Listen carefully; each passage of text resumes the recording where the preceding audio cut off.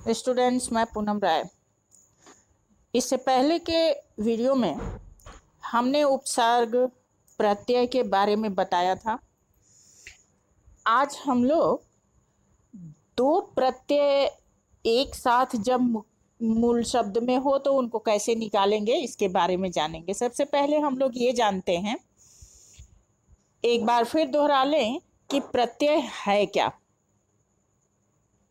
धातु रूप अथवा शब्दों के अंत में लगकर जो शब्दांश नए शब्दों का निर्माण करते हैं वे प्रत्यय कहलाते हैं।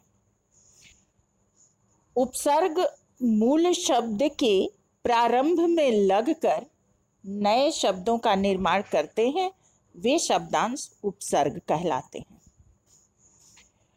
जिस शब्द के साथ एक से अधिक प्रत्यय हो उसे हम कैसे पहचानेंगे और कैसे निकालेंगे।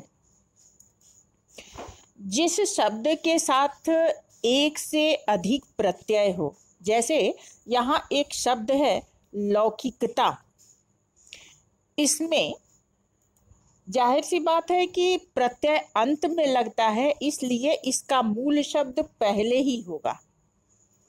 अगर उपसर्ग होता तो मूल शब्द बाद में होता और जितने भी उपसर्ग होते वो पहले होते, लेकिन ठीक इसका उल्टा प्रत्यय में होता है, अंत में प्रत्यय लगते हैं, इसलिए पहले मूल शब्द। तो हम इसमें निकालेंगे कि मूल शब्द क्या है।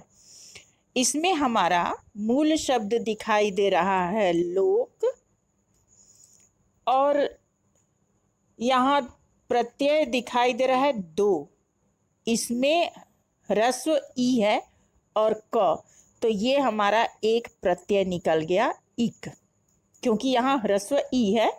ह्रस्व का मतलब छोटी ई जिसको कहते हैं, तो यहाँ पे ह्रस्व ई है, इसलिए एक प्रत्यय हमारा निकल गया इक और दूसरा प्रत्यय है ता। इस प्रकार लोक मूल शब्द हुआ और इक और ता ये दोनों प्रत्यय हो गए और हमारा शब्द बन गया लौकिकता। इसी प्रकार निश्चितता, अब इसमें हम मूल शब्द क्या निकालेंगे। नी निकालेंगे तो कोई शब्द उपसर्ग जैसे लग रहा है, लेकिन उपसर्ग हो नहीं सकता क्योंकि चित्तता कोई शब्द नहीं होगा।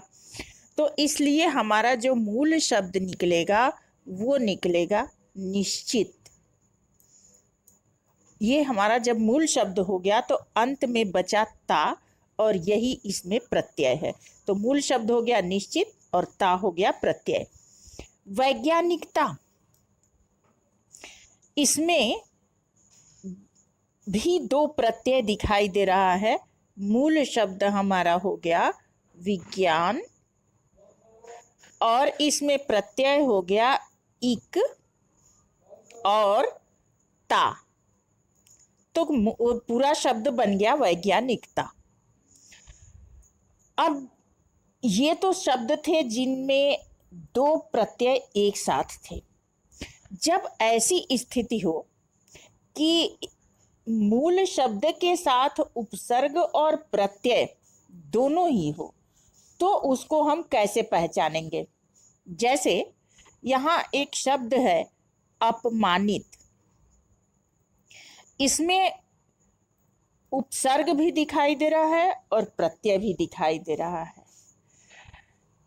पहले उपसर्ग को हम निकालेंगे, क्या है, अप उपसर्ग होता है, तो यहाँ एक उपसर्ग हो गया अप और प्रत्यय अंत में होता है तो वो निकल गया इत, क्योंकि यह ह्रस्व ई है, तो अप और इत निकल गया। अप उपसर्ग हो गया, इत प्रत्यय, बाकी क्या बचा, मान। ये हमारा मूल शब्द हो गया। इस प्रकार अप उपसर्ग, इत प्रत्यय और मान मूल शब्द मिलके हमारा शब्द बन गया अपमानित। दुस्साहसी, इसमें भी वही है, दुस ये हमारा संस्कृत का उपसर्ग है, ये तत्सम उपसर्ग जिसको कहते हैं, ये दुस हमारा उपसर्ग हो गया। मूल शब्द हो गया साहस और इसमें यहाँ पे दीर्घ ई है, तो जो हमारा प्रत्यय होगा वो दीर्घ ई होगा। ये हमारा बन गया दुस, उपसर्ग, साहस, मूल शब्द और ई प्रत्यय। इस प्रकार हमारा शब्द बन गया दुस्साहसी। अप्रतिकूलता, यहाँ उपसर्ग क्या क्या है? अ उपसर्ग है, प्रति ये भी उपसर्ग है, कूल मूल शब्द है। अब आप कहेंगे कि मूल शब्द कूल कैसे हो सकता है? क्योंकि कूल का मतलब होता है तट किनारा, इसलिए जिस शब्द का अर्थ मिल जाए वही मूल शब्द है। तो यहाँ हमको कूल का अर्थ मिल रहा है। अब इसमें बचा हमारा ता, ये हो गया प्रत्यय, और इन सबको मिला के हमारा शब्द बन गया अप्रतिकूलता।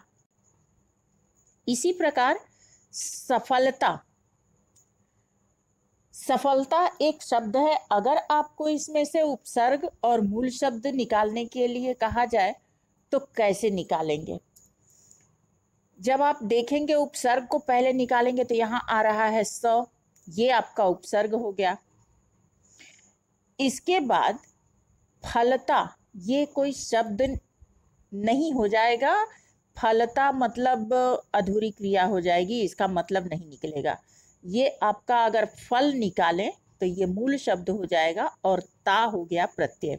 ये आपका सफलता पूरा शब्द बन गया। इसी प्रकार भारतीयता में आपका क्या मिलेगा? मूल शब्द क्या हो जाएगा? भारतीय। भारत मूल शब्द हो जाएगा भारत, संज्ञा है किसी देश का नाम, और इसमें प्रत्यय हो जाएगा ई। यहाँ पे दीर्घ ई क्यों हुआ? क्योंकि यहाँ पे दीर्घ ई है। और ता, इसमें दो प्रत्यय दिखाई दिया। तो इस प्रकार हम उपसर्ग और प्रत्यय जब एक साथ होते हैं तो निकालते हैं। आज के लिए इतना ही काफ़ी। नेक्स्ट वीडियो में कुछ अगले विषय वस्तु के साथ मिलते हैं। तब तक के लिए धन्यवाद।